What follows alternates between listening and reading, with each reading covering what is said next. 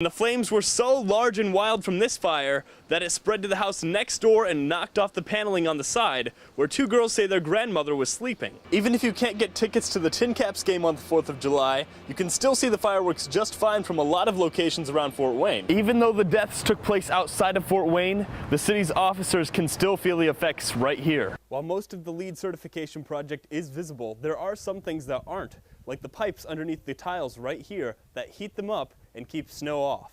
While normally the lake is a great place to relax on the 4th of July, but after last night's storms, it may not be as peaceful as you think. When the wind quieted down and then we started hearing sirens and seeing flashing lights, we knew that someone was in trouble, so everybody went toward the lights. And somebody had been hurt badly. 64-year-old Larry Davison was crushed to death by a tree that had fallen on his house.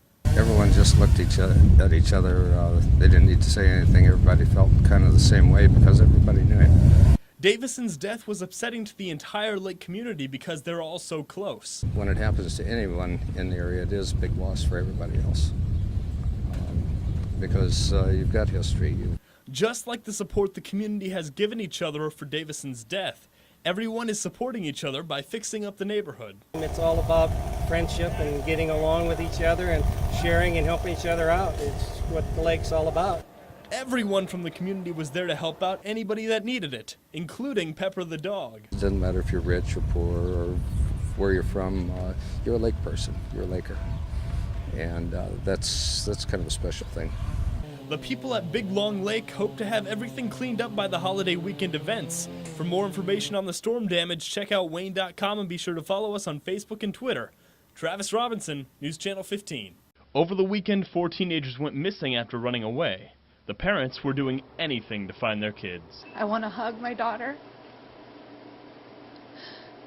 I want to know that she's okay.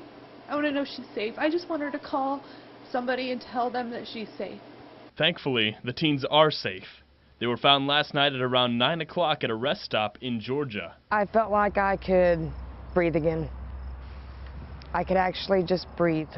The oldest, Jeremiah King, will be charged with 7 to 10 felony charges out of Cook County and could have even more added on once he gets back to Decatur. But the other kids will just be able to be picked up by their parents. The jail actually let me talk to both of my children. My first words was, "I love you." I'm so glad to hear your voice and know that you're okay. Today, the mother of 2 of the teens will be taking a 14-hour road trip to be reunited with her kids. I'm going to hug them. I've been dying to hold my babies. I'm going to grab them and I'm just going to hold them. Above all, she wants to see her children, but she also wants to know why all of this happened. There's a lot of questions that are going to be answered when I finally see my kids. The parents have a long day ahead of them, and the teens will be back home in the next few days. Travis Robinson, News Channel 15. Better ingredients, better pizza, and higher profile orders.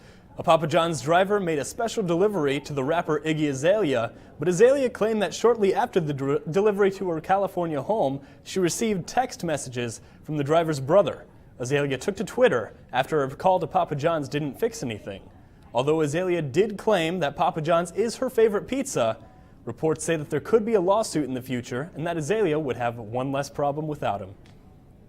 The past 4 men's volleyball matches haven't gone well for Ball State. After losing all 4 matches with 3 of them being on their home court, it doesn't look too good if the team has to go to play on another school's campus.